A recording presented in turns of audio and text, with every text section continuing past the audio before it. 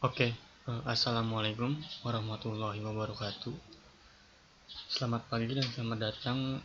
Perkenalkan, nama saya Ogi Tora Wineto dengan NPM 2018 43501313 sebagai perwakilan kelompok 2 mata kuliah pemrograman visual kelas R6Q 2021. Dalam kesempatan ini saya akan coba memaparkan atau mendemonstrasikan sebuah aplikasi keuangan berbasis desktop dengan bahasa pemrograman Java.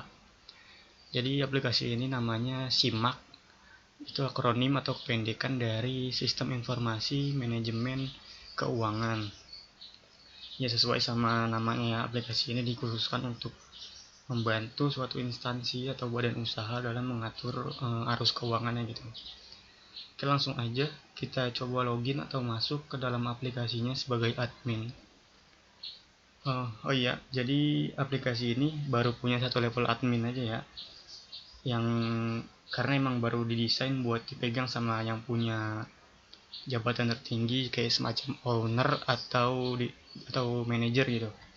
Jadi untuk kedepannya nanti bisa dikembangkan lagi jadi multi level admin misalnya, bisa disesuaikan dengan kebutuhannya. Oke, lanjut kita coba login. Coba untuk pertama-tama kita masuk pakai user yang salah, yang nggak ada di database ya, buat ngecek. Oke, ini salah. Kita coba masuk pakai yang user yang benar.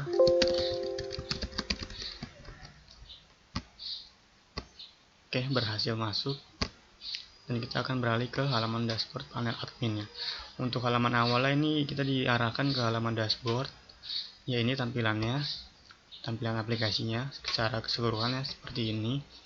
Masih terlihat sederhana. Di halaman dashboard ini ada beberapa data-data statis ya, data-data yang bisa berubah-ubah gitu maksudnya. Kayak di sini ada ringkasan jumlah karyawannya berapa, jumlah produk, ada total transaksi dari penjualannya, total pemasukan dari penjualannya. Di bawahnya juga ada tabel transaksi terbaru, di mana tabelnya ini datanya kita limit 10 aja ya untuk transaksi terbarunya. Jadi 10 yang paling terbaru. Di sini ada menu filter juga, kita bisa coba cek pin menunya, fiturnya. Kita cari taruh. Dia otomatis bakal nyeleksi yang sesuai sama yang diketikkan. Ya oke, ini untuk halaman dashboardnya. Kita coba ke halaman produk di data master.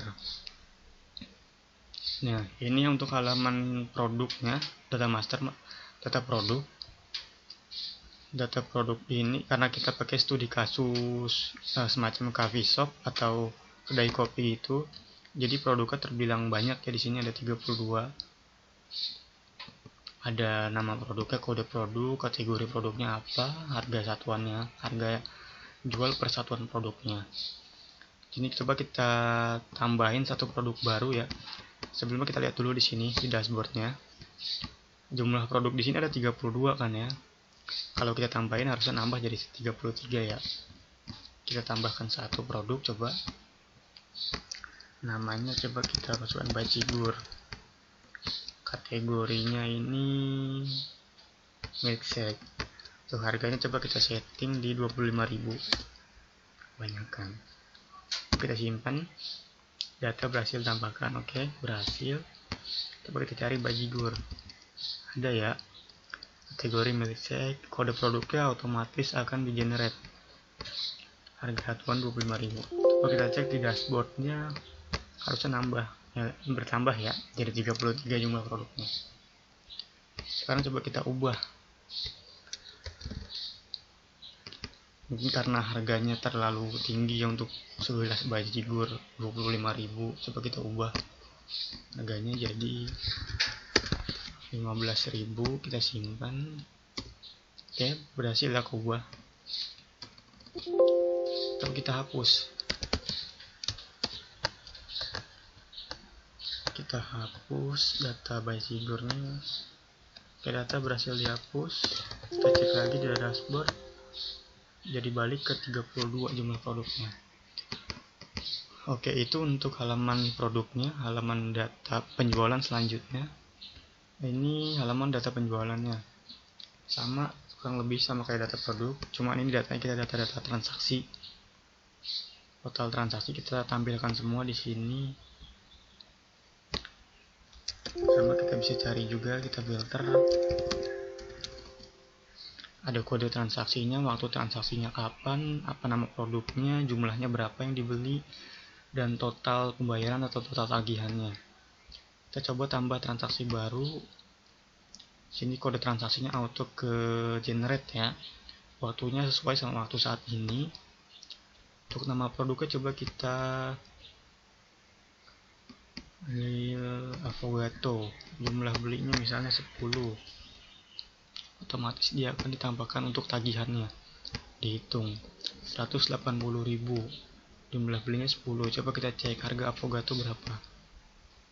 Harganya 18.000 benar ya, dikali 10 180.000. Jadi akan muncul di transaksi terbaru paling atas di sini. Sama untuk penjualannya, misalnya kita ubah Affogato ini. Kita ubah jadi pembeliannya jadi 10, misalnya salah input atau apa.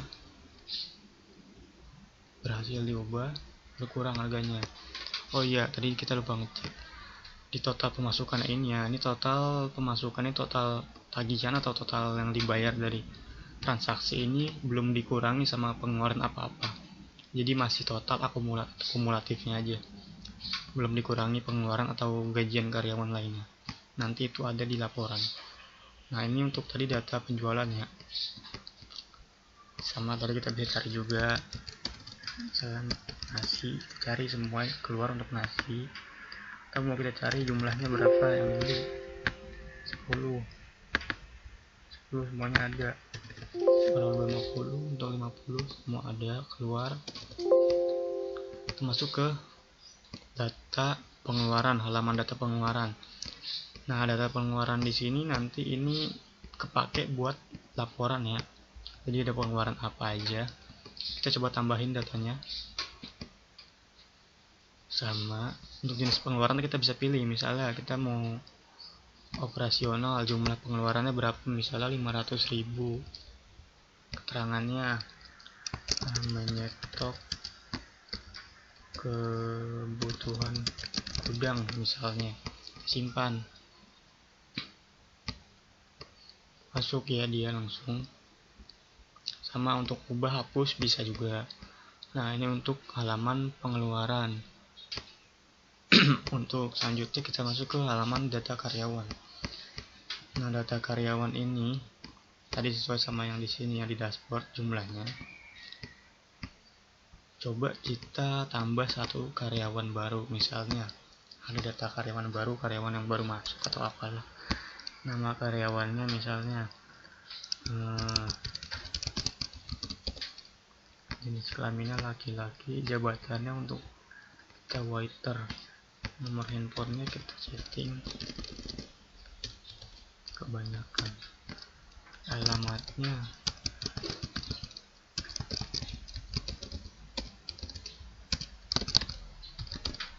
kita simpan. Berhasil ditambahkan karyawan baru tadi, so namanya Soren.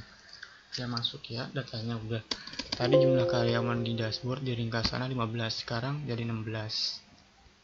Oke, itu untuk data karyawan. Gimana coba kalau kita ubah? Sebenarnya sama aja. Coba kita hapus tadi untuk si loremnya ini. Kita hapus. Berhasil dihapus. Datanya balik lagi jadi rumahnya 15. Nah, untuk presensi. Ini data untuk halaman data presensi. Sini ada kode presensinya. Tanggalnya kapan, nama karyawannya siapa, keterangannya apa, ada hadir atau absen.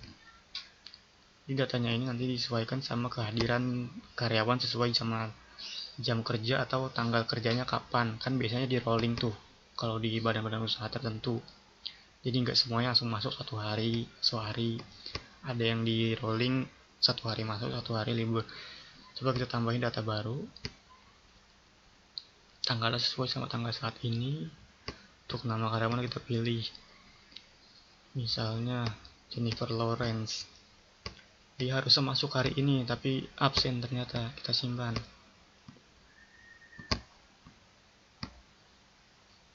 Masuk ya, Jennifer Lawrence.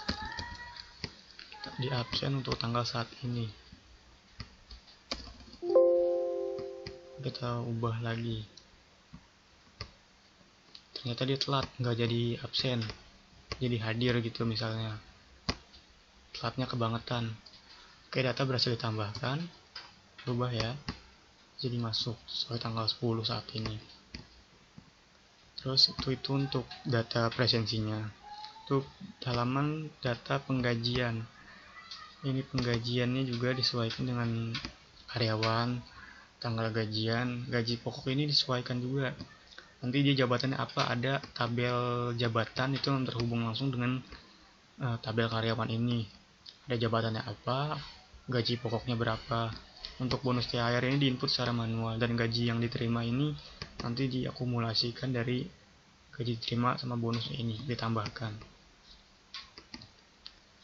Misalnya kita mau tambahin data baru, ada yang gajian nih untuk karyawannya, misalnya namanya Hinata. Kita kasih bonus berapa nih maunya, misalnya kita sebagai owner atau manajer gitu, kasih bonusnya 250.000. Kita simpan. Oke, berhasil disimpan. Masuk ya, gaji terima langsung kehitung.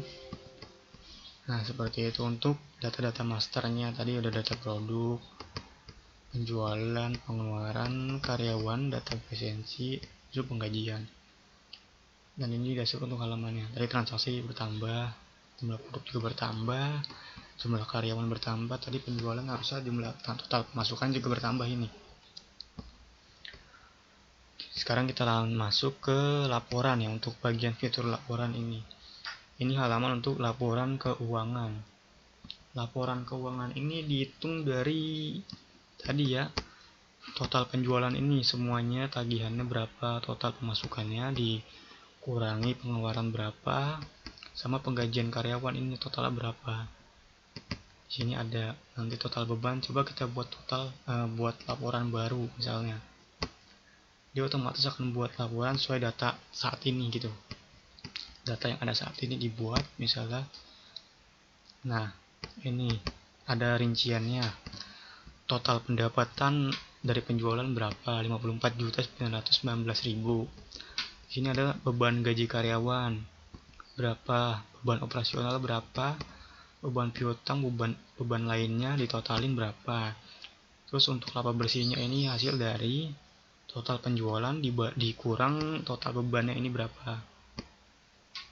Bisa total, jadi laba bersih 5 juta. Sekarang coba kita ubah datanya. Penjualannya bertambah tadi. Misalnya 100 beli orang borong, tambah 1 juta ya. Keuangannya ini tadi terakhir 5 juta laba bersihnya. Coba kita buat laporan baru, jadi nambah ya 6 juta, karena belum ada pengeluaran lain atau beban-beban lain juga yang bertambah, baru pendapatan. Itu untuk halaman laporan keuangannya. Selanjutnya ke laporan penjualan produk. Ini totalnya dihitung dari total berapa produk yang terjual sama total penjualan berapa dikaliin, jadi harga satuannya. Kita cetak ya, ini laporan produknya ada, semuanya kelihatan.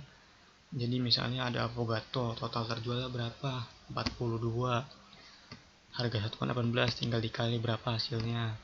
Ini kita bisa lihat juga siapa yang produk apa yang paling banyak terjual atau paling banyak pendapatannya. Di sini ada, kalau kita lihat nasi goreng cumi jumlahnya 382 terjual, harga total penjualannya 9 juta. Ya, jadi dihitung semuanya, totalnya berapa, subtotalnya, ini total terjual produknya, ini total pendapatan penjualan dari produknya. Selanjutnya untuk penggajian karyawan. Nah, penggajian ini untuk cetak laporan baru kita harus seleksi ya. Kalau nggak kita seleksi, kita nggak akan bisa cetak. Disuruh pilih baris data yang mau dicetak dulu. Kita cetak nama karyawan Pevita Pierce. Kita cetak laporannya. Ya, laporannya langsung muncul. Ini gajian untuk bulan berapa, harus disettingin nanti.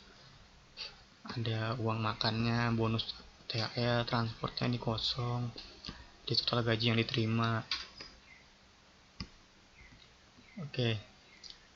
Ya itu sih untuk